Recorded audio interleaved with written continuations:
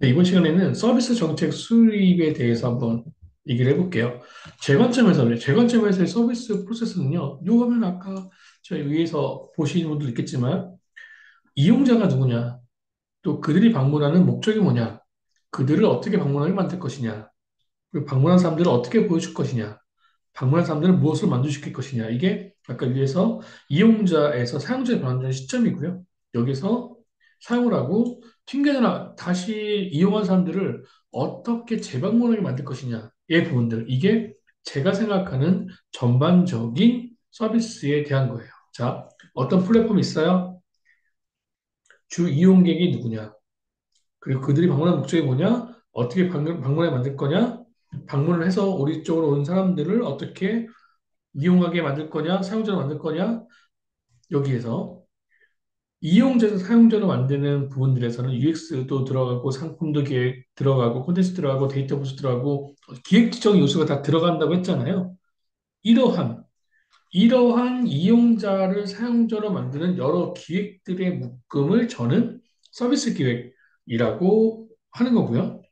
그다음에 무엇을 어떻게 해야 이용자를 사용자로 만들 수 있을지를 고민하는 직무를 저는 서비스 기획자라고 생각합니다. 또한 이용자와 플랫폼을 진입한 이후부터 나갈 때까지 이용 기준을 서비스 제공자 입장에서 제시하는 것, 이 자체가 서비스 정책이 아닐까 좀 생각이 드는 거예요. 다시요. 특정한 어떠한 기획이라는 게 서비스 기획이라고 생각하지는 않고요.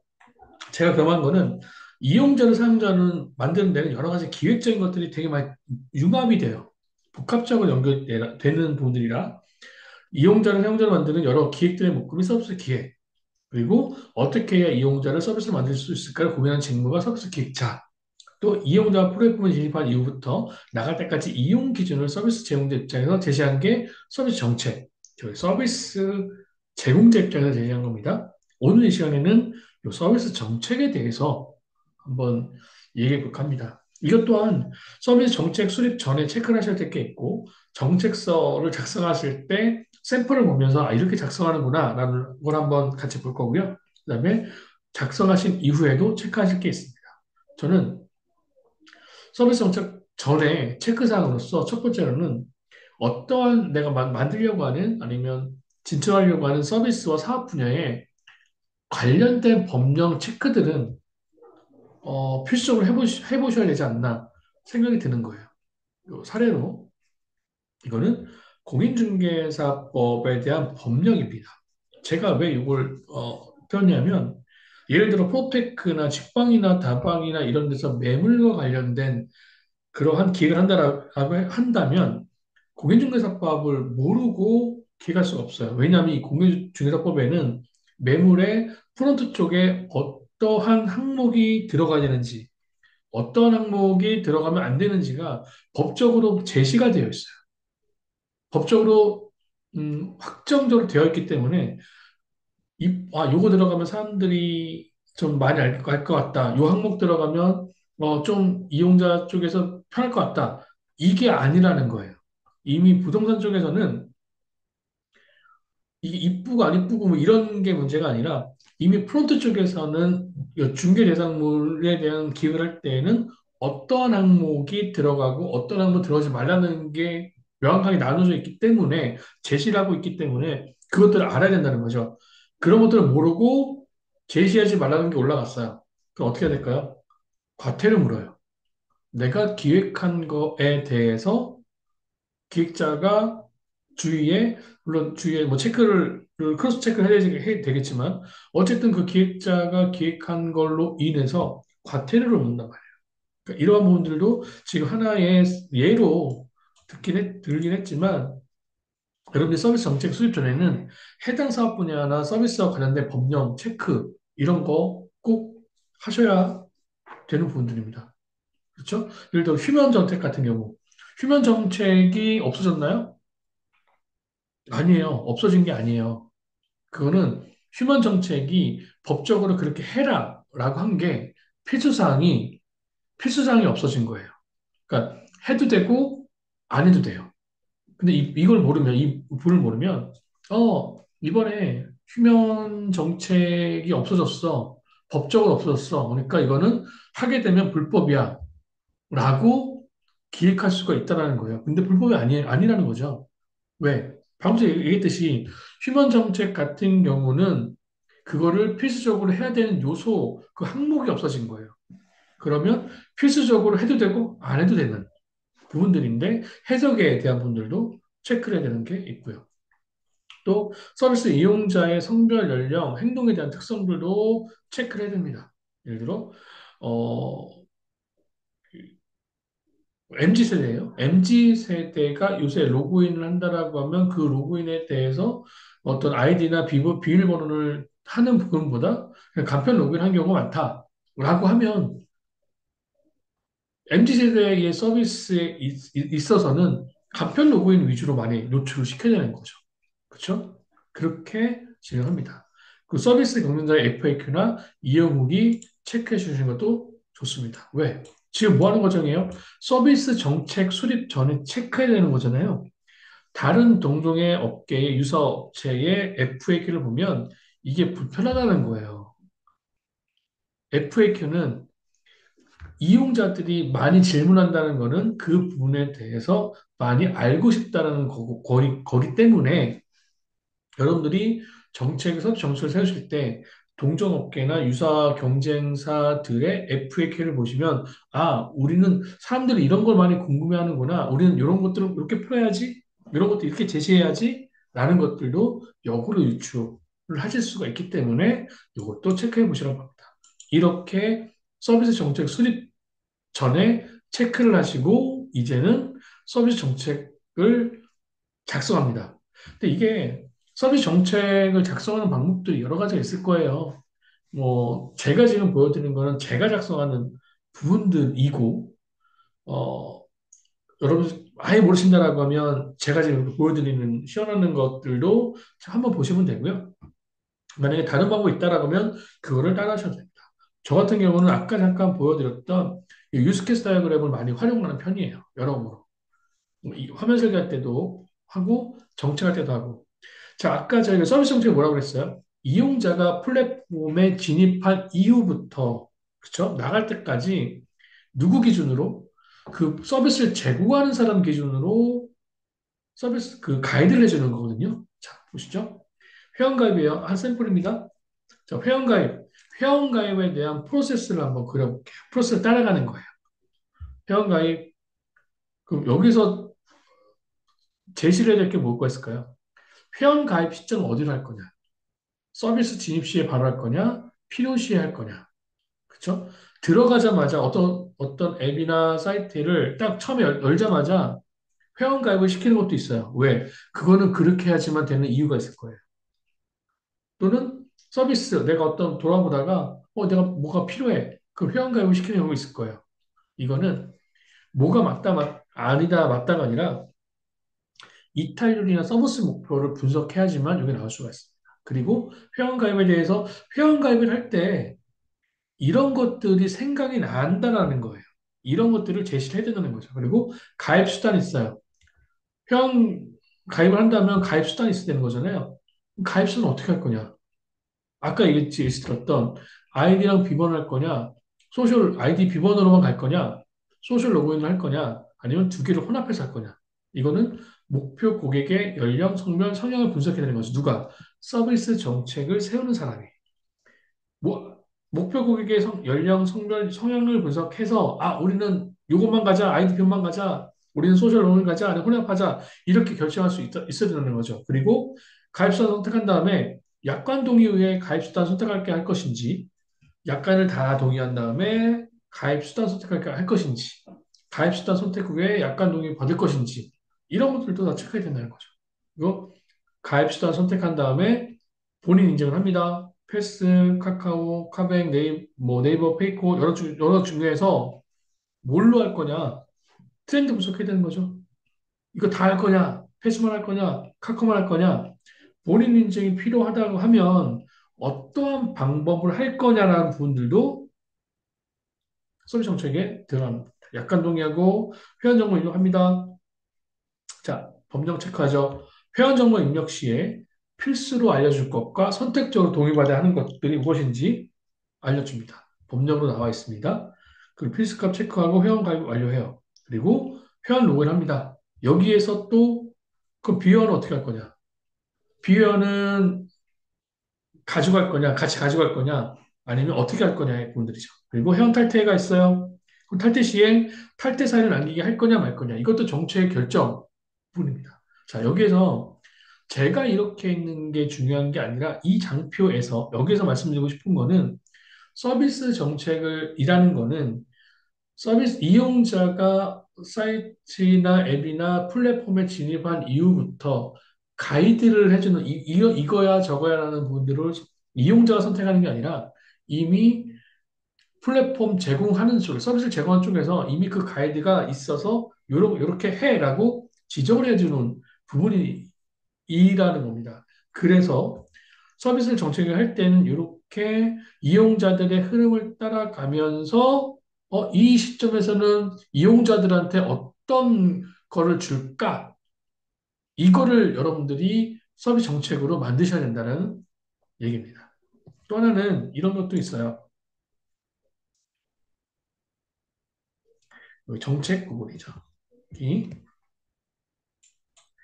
구분, 정책, 분석, 선택지 뭐 이렇게 있는데요. 저는 여기까지가 정책이라고 보고 여기서부터는 기획적인 요소라고 봅니다. 물론 이게, 꼭 이렇게 나누지는 않지만, 크게 나누면 이렇게 하는 거고요. 어떤 부분에서는 정책과 회원이 또 정책과 기획이 좀 맞물려 돌아가는 부분도 있지만, 굳이 나누자라고 하면, 저는 이렇게 구분합니다. 자, 회원 로그인 가입한 다음, 회원 프로세스는요, 회원 가입하고 로그인하고 수정하고 탈퇴하고 이런 부분들 있잖아요. 뭐 여기도 있고 결제가 있으면 재결제 있고 환불 있고 후기 있고 멘토 모집이 있어요. 그러면 회원 가입에서 정책은 회원 가입 시점은 언제 할 거냐는 거죠. 가입 시점 언제 할 거냐? 이런 것들은 언제 할 거냐? 회원 가입 시점은 이거에 대한 답을 하려고 그러면 이탈률이나 서비스 목표를 체크한 다음에 서비스 이용 시로 결과가 나온 거예요. 이 부분이 프로세스고요. 그러면 여기가 정책적으로 결정이 될 상황이고, 그리고 이 부분은 정책을 결정하기 위해서 하는 행동이고, 이 행동을 바탕으로 정책에 대한 방향이 결정된 거죠. 자, 가입 수단은 어떻게 할 거냐? 목표 고객이나 연령이나 성별, 성향을 활용을 해서 선택지는 SNS로 가입할 건지, 이메일로 가입할 건지, 휴대전화번호 가입할 건지, 아이디 비번을 할 건지, 두 개에서 혼합할 건지, 여기에서 결정을 하는 거예요. 결정을 하고, 이 결정이 되면 기획 쪽에서 연동할 SNS의 연동값은 어떻게 될 건지, 메일 주소 유효성은 어떻게 할 건지, 휴대전화번호 변경시는 어떻게 할 건지, 이러한 내용들을 기획한다라는 얘기입니다. 그리고 결제를 치면 정책은 자, 결제는 결제 수단과 결제 시점 언제 할 거냐? 결제 수단은 카드와 계좌이체로만 한다. 또 결제 시점은 예약 시 100%만 한다. 예약 시 50% 하고 완료 후 50% 한다. 이러한 부분들이 결정이 되면 그 뒤에 또 카드 하기로 했어요. 카드는 비싼 어디에 붙일 거냐? 이거는 정책 이후에 기획 쪽에서 해야 되는 부분이 아닐까? 저는 생각합니다. 이렇게 완벽하게 구분되지 않더라도 정책적인 부분들은 이렇게 서비스에 대한 프로세스를 그리면서 체크하는 편입니다. 그리고 정책 교체하서 샘플들은 여기 나와 있으니까요. 어떤 부분로 정책을 하는구나. 여러분들이 체크해 보시면 되는데 몇 가지만 주의사항만 하면 될게요. 자, 비밀번호 변경 요청 6개월마다 한 번씩 하라고 그래요. 근데 이거 6개월마다 꼭 해야 돼요? 3개월마다 하면 안 돼요? 1년마다 하면 안 될까요? 안 하면 안 돼요? 왜 6개월마다 할까요? 법적 가이드로 반기별에 한 번씩 변경하도록 비밀번호 변경 가이드가 되어 있어요. 그래서 6개월마다 하는 거예요. 반기면 6개월이잖아요. 그쵸? 물론 어떤 곳에서는 비밀번호를 변경하는 게 오히려 해킹 요소가 많다라고 하는데 그건 그들의 어떤 부분이 있고 일단은 한국 정부에서 가이드하는 거는 반기만에 한 번씩 변경해라 라는 권고사항이 있어요. 그 권고사항에 따라서 6개월마다 한 번씩 한 거예요. 아까 또 회원 있네요. 회원은 2년에 한 번씩 비로그인자에 하나요? 자동으로 휴면 계정 되돌리며 할 거냐 말 거냐. 우리는 휴면 계정을 적용시킬 거냐 말 거냐. 이 부분들이 정책이죠. 그리고 구매 1%를 적립금을 한다. 2% 하면 안 돼요? 3% 하면 안 될까요?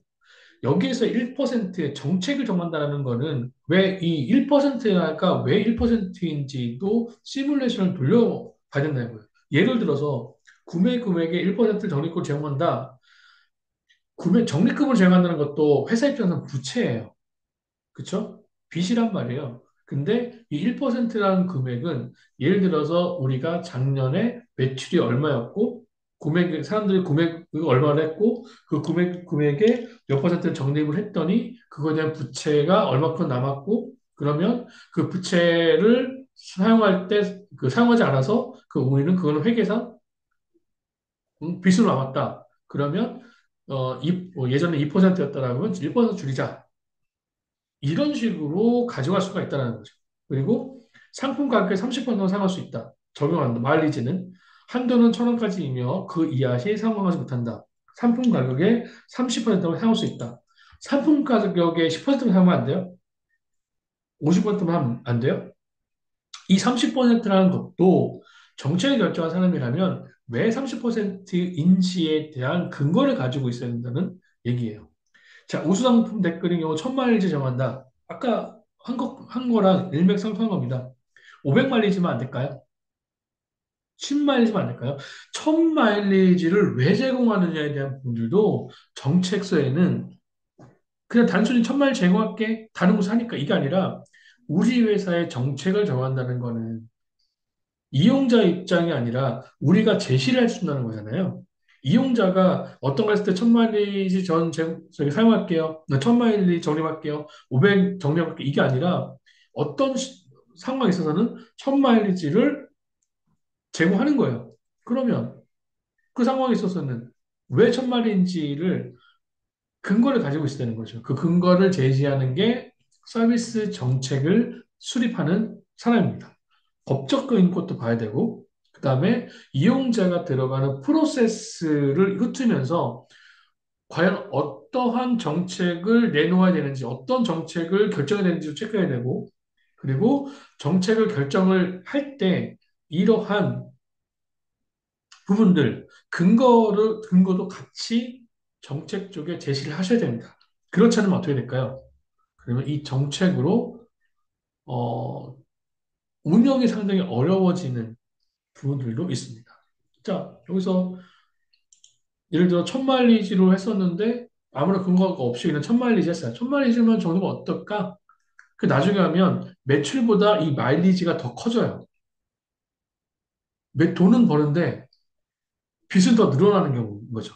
그래서 정책을 하는 사람은 이런 마일리지나 쿠폰을 설계를 하면 이거를 어디서 해소할지도 같이 설계를 해야 되는 부분들이 있어요. 인풋이 있으면 아웃풋이 있듯이 뭔가가 쌓이면 그것을 어디에서 어떠한 방법으로 풀어줄 거냐라는 부분들도 수업 정책하시는 분들이 체크를 하셔야 됩니다.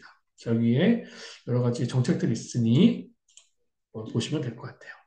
그리고 법정으로 자주 언급되는 법령들은 제가 여기다가 어, 넣어놨으니까 시간 되실 때 한번 보시면 됩니다. 특히 여기 스팸 Q&A 같은 경우는 저희가 푸시 전청을 할 때, 요게 법에 걸리느냐 안 걸리느냐 되게 애매한 요 상황이 있어요. 그 상황에 대해서 요 Q&A 요걸 보시면 이런 상황에서는 법적으로 걸리고요. 이런 상황에서는 법적으로 걸리지 않아요. 이런 것들이 예시로 나와 있습니다. 그러니까 여러분들께서 이거 꼭 보셔주시면 좋을 것 같고요. 그리고 벤치마킹 활용 팁 같은 경우는 자, 환불. 내가 정책에 대한 환불 정책을 해야 돼요. 그러면 요게 아까 저희 관리자 쪽에서 했었을 때 그 관리자 그 레퍼런스 리얼 있었잖아요. 거기에도 있고요. 요 카페24에 들어가면 여기는 환불 정책이 있어요. 그리고 요 수익이라는 것도 들어가고 여기에 환불 정책이 이렇게 있습니다. 그리고 스마트 윙이라는 것에서 취소 환불 정책이 있어요. 내가 뭔가를 모르겠다. 내가 정책성을 만들어야 되는데 뭔가 모르겠다. 그러면 어, 샘플 사이트들을 들어가셔서 이렇게 환불에 있는 것만 다 모아보세요. 다 모아보시고 보시면 거기에는 거의 대부분 공통적으로 들어가는 게 있어요. 공통적으로 들어가는 거 있으면 그거는 다들 공통으로 그럴 만한 이유가 있기 때문에 그런 분들이라 공통적인 건 남겨두시고요. 틀린 부분들이 있어요. 그 틀린 부분들에 대해서 그럼 우리는 어떻게 할 건지 그거를 여러분들이 체크해 보시면 좋을 것 같습니다. 자, 이렇게 작성하신 이후에 검토를 합니다. 서비스 정책이라는 거는 우리 기준에서 제시한 거기 때문에 이용자 쪽에서 불만이 있을 수 있어요. 그렇기 때문에 법률 검토를 꼭 받으시는 게 좋습니다. 1차는 본인이 하시고요. 2차는 법무를 담당 부서에 검토 요청 하시면 되는데 부서 없다. 없을 경우에는 외부 법무법인에 의뢰하시거나 우리가 이런 서비스 정책을 찾는데 이게 문제가 있을까요? 라고 의뢰하시거나 리거테크 뭐 땡땡 뭐 땡땡 톡 같은 경우 뭐로 무슨 톡 같은 뭐노 이런 것에 리거테크 업체를 이용하시면 됩니다. 거기에 뭐 제가기에는 몇만 원, 10만 원 내외 요 리걸테크 몇만 원 내에 10분 정도인가 하여튼 기간에 있어서 물어볼 수가 있으니까 그런 부분을 한번 체크해 보시면 되고요. 저희 회사 같은 경우 계약서나 법무팀 따로 있긴 하지만 좀 크리티컬한 부분이면 전문 외부 법무인에 의뢰를 해서 건당 20만 원에서 30만 원 정도 되었던 것 같아요. 이렇게 법률 검토하시고 정책도 변경되거든요. 정책이 변경이 됐을 때 어떻게 해야 되느냐는 여기에 정책 변경이 나와 있습니다. 체크해 보시면 되고, 변경 관리. 여러분들도 정책을 하신다면 왜 정책이 변경됐는지, 초기 정책은 어땠고, 변경 정책은 어땠고, 왜 이게 변경이 됐고, 누구에 있어서 했고, 처리는 어떻게 했는지에 대한 부분을 이렇게 기록에 남기시는 게 서비스 정책 하시는 분이면 좋다는 겁니다. 어떤 서비스에 어떤 서비스 정책, 어떤 서비스가 있었는데 어떤 서비스 정책을 했었고 또 어떤 변경 이슈가 있어서 변경된 건 어떻게 됐다. 이렇게 할 수도 있고요. 그리고 제 어, 편 서비스 정책이 있고 어떤 이슈가 있어서 변경을 어떻게 했고 관련된 정책은 어떻게 있다라는 부분으로 들어가셔도 됩니다. 제가 이 변경 관리에 대한 부분을 말씀드리는 거는 변경을 하게 되면 법적으로 어떻게 되는 분도 있지만 그건 법적인 내용이고요. 저희가 서비스 정책 하시는 분들이 별도로 그 항목에 대해서 관리를 하시면 그 본인한테 나중에 뭐가 변경됐을 때 본인이 좀 쉽게 찾을 수 있다라고 저는 그 제가 제 경험상 그랬어서 변경 정책도 같이 남기시는 게 좋지 않을까 저는 생각이 듭니다. 자, 지금 서비스 정책에 대한 분들 했어요. 서비스 기획이 어떤 건지 처음에 말씀드렸고, 서비스 기획자의 역할을 말씀드렸고, 그리고 서비스 정책에 대한 부분들을 말씀드렸는데, 서비스 정책을 했을 때에는 이런 것들, 수출입 한 3개 정도를 체크를 하시고, 서비스 정책을 정책에서 작성하실 때에는 저는 유스케이스 다이어그램이나 엑셀을 가지고 하는데, 그건 제가 하는 방법이고, 여러분들 나름의 서비스 정책서를 만드시는 방법을 터득하셔야 되는데, 찾아가시는데, 하나, 이용자의 흐름을 여러분들이 짚으시면서 거기에 필요한 서비스 정책을 가져가시면 좀 더 쉽게 서비스 정책을 만드실 수 있다라는 거를 말씀드렸고요.